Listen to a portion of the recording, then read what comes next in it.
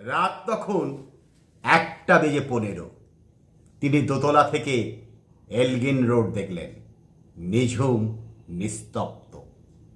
পথে পথে গোয়েন্দার টিকটিকি, যাতে কোনো মাছি গলতে না পারে। সেদিন লন্ডনের হেডকোয়ার্টার্সে জানত Subhas Chandra Bose, the greatest enemy of the British empire.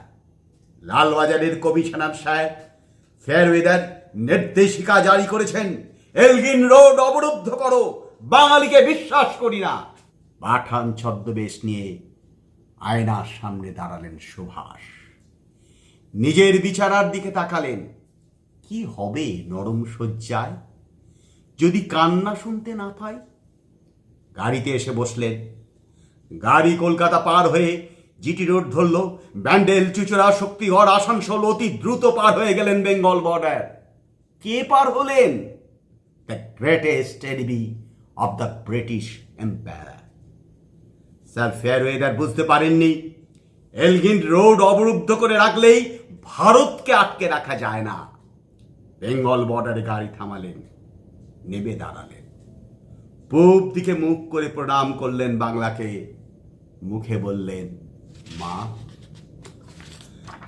Gomoh junction, এইখানে দিল্লি কালকা মেল থামবে, ফ্রন্টিয়ার এক্সপ্রেস। ততক্ষণে সারা কলকাতা জুড়ে শুরু হয়ে গেছে তল্লাশি। সুভাষ দাঁড়িয়ে আছেন সমাহিত জনমানবহীন গোমো জাংশনে। ট্রেন এসে দাঁড়ালো। সুভাষ একবার পেছনে ফিরে তাকালেন তিনজনের দিকে, শিশির, অশোক আর মীরা। তারা আর তার ভাইপো নয়, যেন তিনজন শিকল পরা মানব মানবী। তাকালেন অপমানিত ভারতবর্ষের দিকে। তিনি যাবেন কাবুল, কান্দার হয়ে জার্মানি। তার লক্ষ্য নিজস্ব সেনাবাহিনী, তার লক্ষ্য স্বাধীন ভারত।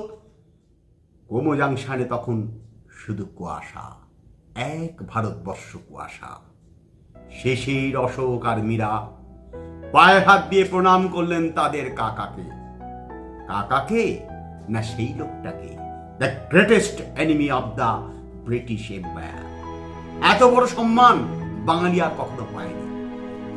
সুভাষ কালকা মেলে পা দিতে গিয়ে আর একবার ঘুরে দাঁড়ালেন ভারতবর্ষের দিকে, উচ্চারণ করলেন, মা। ট্রেন ছেড়ে দিল। ইঞ্জিনের ধোঁয়ায় ভরে গেল গোমো জাংশন। ধোঁয়ার কুয়াশার মধ্য দিয়ে চলে যাচ্ছে ট্রেন। একটি লোক একা একা একা একা চলেছেন ভারতের স্বাধীনতা